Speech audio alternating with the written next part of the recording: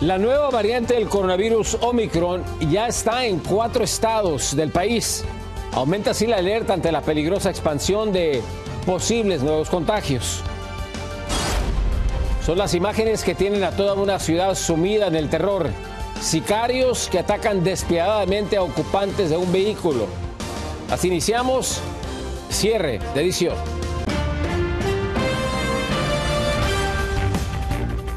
Muy buenas noches, bienvenidos a cierre de edición. Les informa José Armando Ronstadt. Iniciamos con lo siguiente. Los científicos y médicos temían que solo era cuestión de días para que la variante Omicron se esparciera en Estados Unidos. Y hoy esta variante, posiblemente más contagiosa, ya está en por lo menos 4 estados de la nación. Dayanis López con los últimos detalles en nuestro estudio. Dayanis.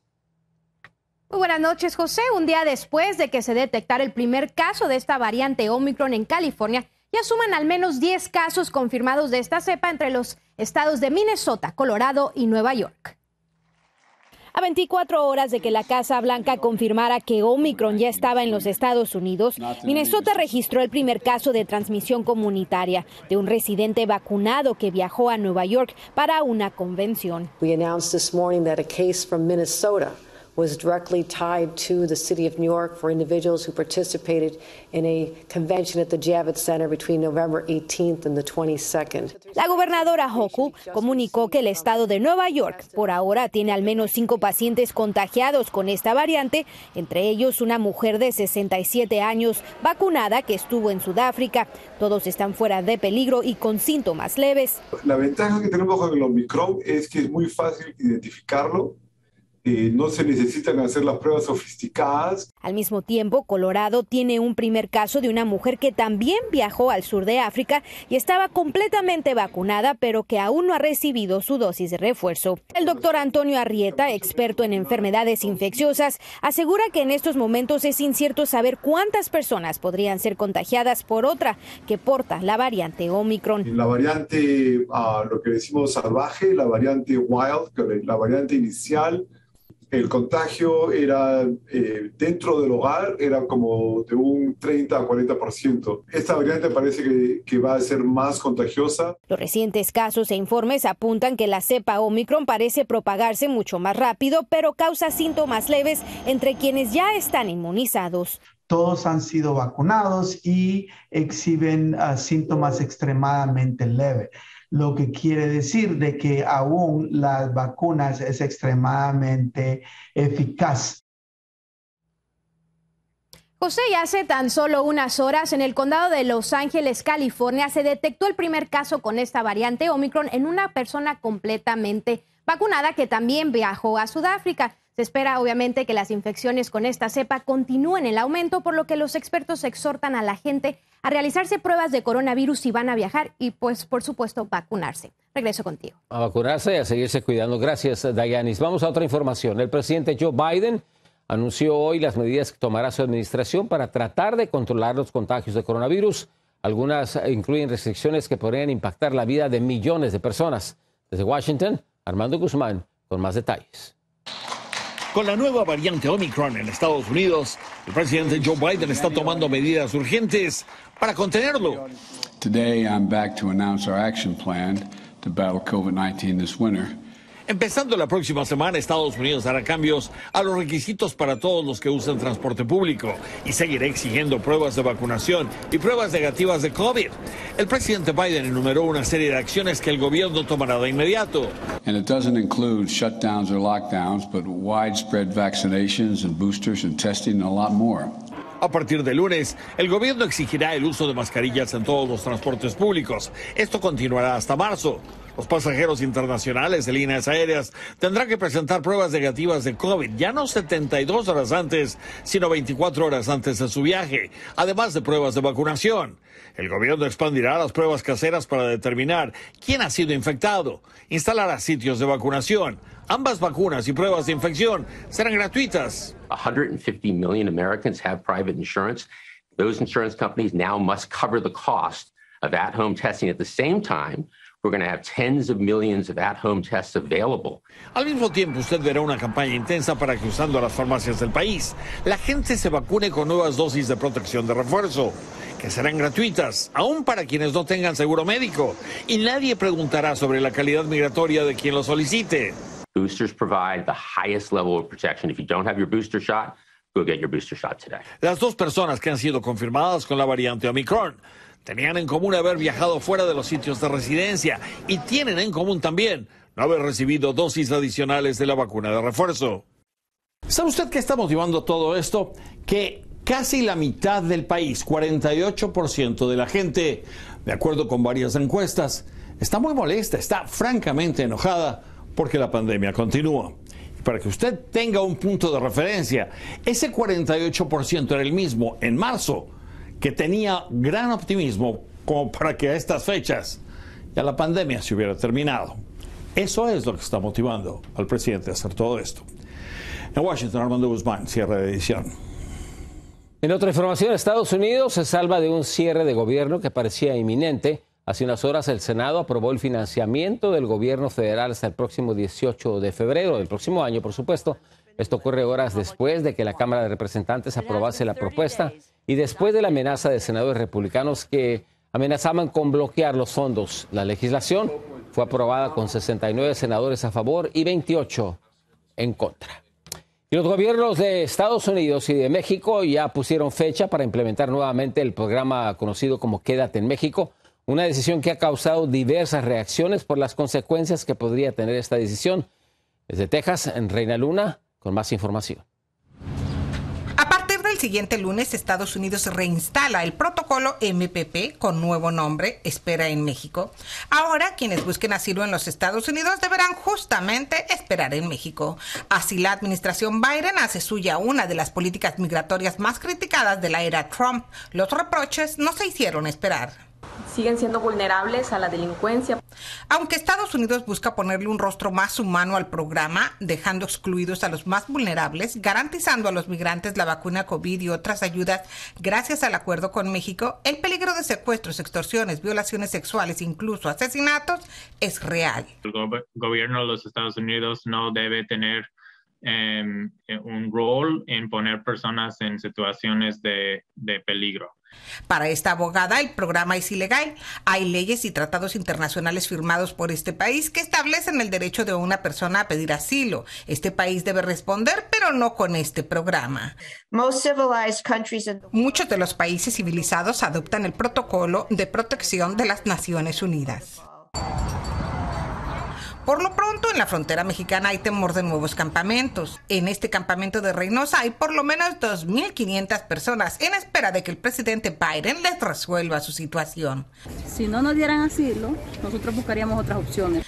Bajo el programa Espera en México, ahora los migrantes podrán terminar su proceso de petición de asilo en 6 meses posteriores a su regreso a México. El programa migratorio reiniciará este lunes y funcionará en 4 ciudades fronterizas: 3 de Texas, Brownsville, Laredo y El Paso, y 1 de California, San Diego. Desde McAllen, Texas, Reina Luna, noticiero cierre de edición. Para ayudarnos a entender un poco más cómo va a funcionar esta política migratoria, ya nos acompaña la analista Guadalupe Correa, y es profesora de la Universidad de George Mason, ya está con nosotros. Muchísimas gracias por acompañarnos. Explíqueme, ¿cómo es que va a funcionar en realidad esta cooperación entre México y Estados Unidos bajo este programa? Bueno, eso también lo quisiera saber yo, porque en este momento sabemos que va a funcionar, sabemos que aparentemente va a haber una cara más humana, se van a agilizar los procesos de decisión en los casos de asilo, pero no sabemos realmente si hay la posibilidad de que el sistema de justicia estadounidense, el sistema migratorio de justicia estadounidense lo pueda hacer, y realmente cuántos recursos se van a poder canalizar hacia México para que aquellos que buscan asilo, aquellos refugiados, puedan estar en condiciones de bienestar y de seguridad en México. No sabemos cuántos montos, no sabemos bien cómo va a ser la operatividad, sabemos que hay buenas intenciones y que los dos países están de acuerdo con esto, pero hay muchas dudas de cómo se va a operar esto y a dónde se van a llevar los migrantes, si van a ser a ciudades peligrosas o si se va a tener cuidado con lo que suceda en este periodo de decisión. Desde su punto de vista, ¿cómo debería de funcionar este programa? Este programa yo creo que no debería de funcionar.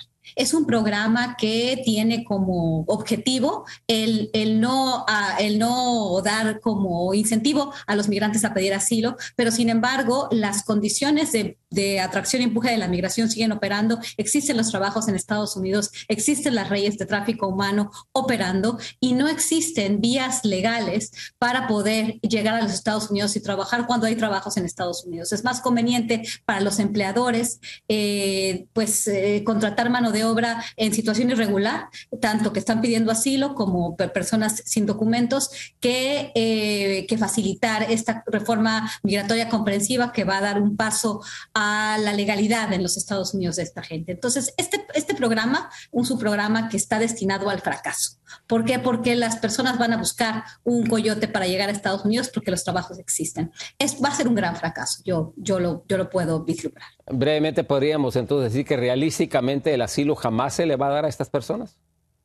Bueno, se le va a dar a muy pocas personas, pero en realidad hay condiciones muy complicadas que se están viviendo y no existen, hay trabajos en los Estados Unidos y no existen las vías legales para que esta gente pueda entrar a los Estados Unidos. Mucha de esta gente sí viene en condiciones donde no puede regresar a su país. No creo que haya la capacidad del sistema estadounidense de hacerlo como se puede, y los que van a quedar en México van a quedar a merced de la delincuencia organizada. O, obviamente, van a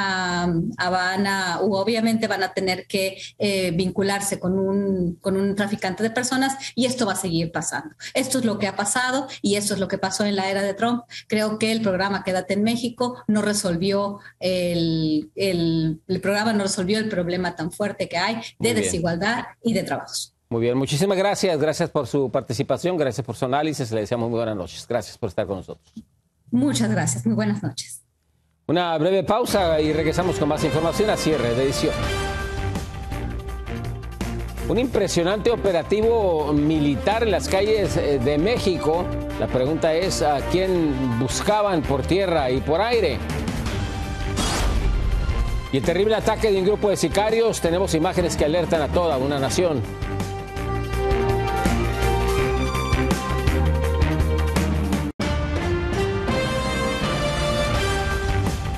Guatemala vivió hoy uno de sus episodios más violentos. Varios sicarios detuvieron una camioneta en una de las calles de la capital y acribillaron a sus ocupantes sin piedad.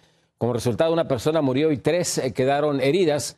Todos los movimientos de este grupo armado fueron captados por una cámara de seguridad, pero aún no hay arresto alguno. Según la investigación, el ataque iba dirigido en contra de un prestamista quien sí logró sobrevivir.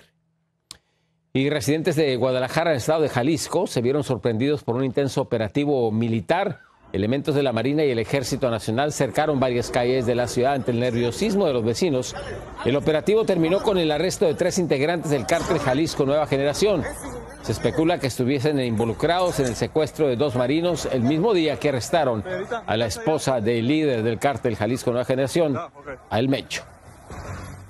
El gobierno del presidente Andrés Manuel López Obrador anunció que pronto van a aumentar el salario mínimo, un salvavidas para millones de mexicanos que cada vez sufren más para tratar de llevar alimentos a sus casas.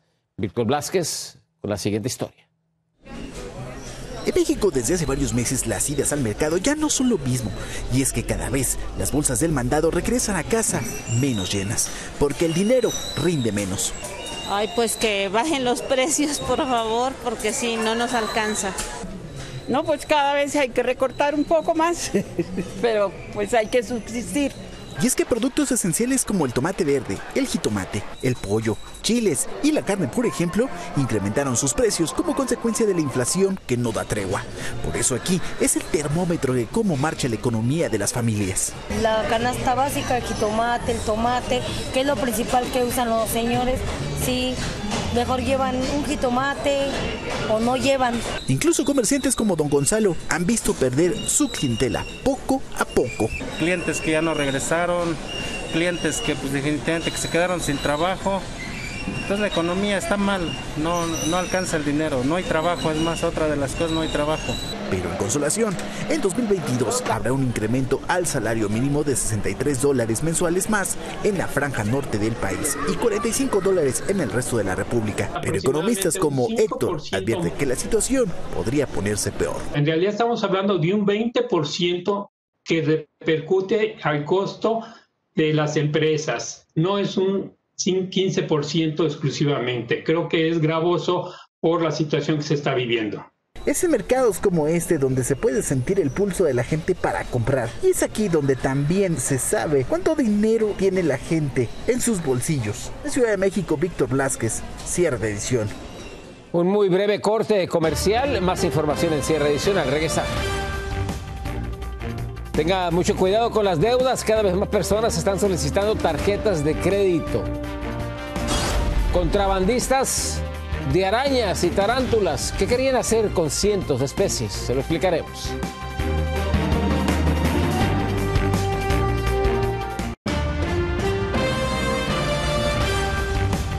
Gran parte de los estadounidenses se están endeudando con tarjetas de crédito.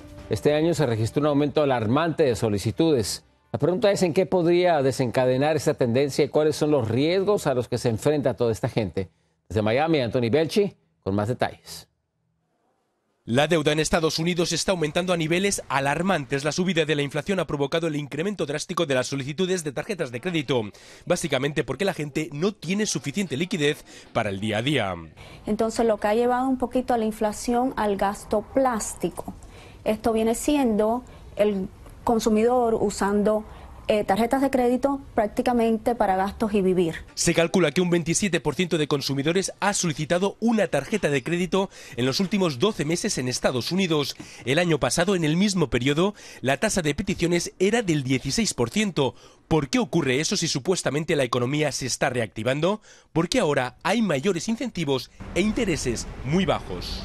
La recuperación que ha tenido tan importante el mercado de valores se ha sentado mucho o demasiado en unas tasas de interés muy bajas, ¿no?, que de alguna forma han mantenido este mercado de valores. Aunque cuidado, porque luego las tasas de interés pueden incrementar estrepitosamente. Vas a tener una política, digamos, unas tasas de interés muy bajas que en algún momento tendrán que revertirse en cierta medida. Los expertos recomiendan sobre todo no utilizar las tarjetas para hacer retiros en efectivo, porque normalmente los gastos de gestión son muy elevados y el remedio sería mucho peor que la enfermedad. Cobran intereses desde el primer día. Si tú necesitas disponibilidad de efectivo, deberías obtenerla de tu cuenta de ahorros a través de tu tarjeta de débito y buscar la manera de que te salga sin costo. Además, los que más saben de este tema dicen que hay que leer la letra pequeña de los contratos con el banco para luego no llevarse sorpresas. Desde Miami, Florida, Anthony Belchi, Cierre de Edición. En otras noticias, residentes del barrio de Brooklyn, en Nueva York, aún no salen de su asombro.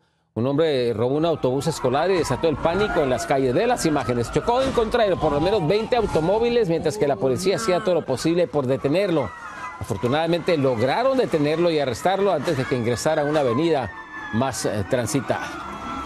Ahora nos vamos a Colombia, donde 2 personas fueron arrestadas por contrabando de arañas. Así como lo escucha, arañas. Trataban de sacar del país cientos de especies. Vamos a Bogotá, Colombia. Carolina Gómez nos dice cuál era su propósito. Un equipaje no apto para cardíacos que a cualquiera le pondría los nervios de punta por su contenido o mejor, por lo peligroso que pueden ser las más de 300 especies encontradas en las maletas de 2 ciudadanos alemanes. En la carga había 232 tarántulas, arañas maduras, un escorpión con 9 crías, 9 huevos de araña y 67 cucarachas.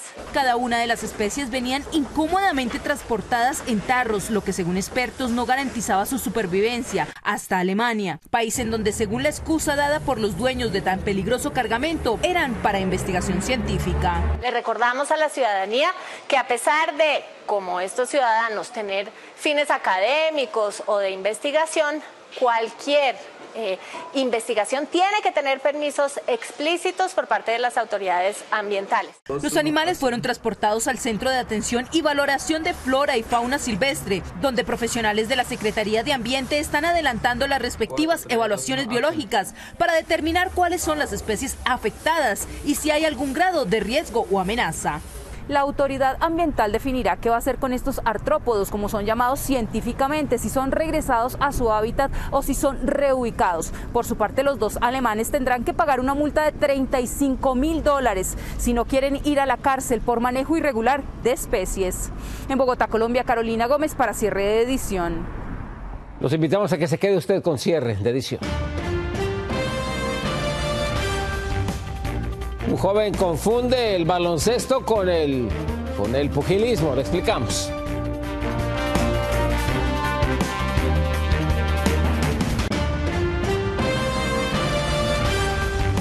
Las acciones de un joven jugador de baloncesto provocaron múltiples reacciones. Ve lo que pasó, ocurrió en Iowa. Ve las imágenes. Al terminar un partido entre dos preparatorias rivales, cuando se están dando la mano, como puede ver, en una forma deportiva de los jóvenes pertenecientes a los equipos contrarios, el tipo empezó a golpear a su rival, primero en el estómago, después en el rostro, y desafortunadamente este ataque dejó al otro jovencito con una conmoción cerebral y con un corte en la boca, pero ahora no se sabe qué motivó aún este ataque. ¡Qué barbaridad!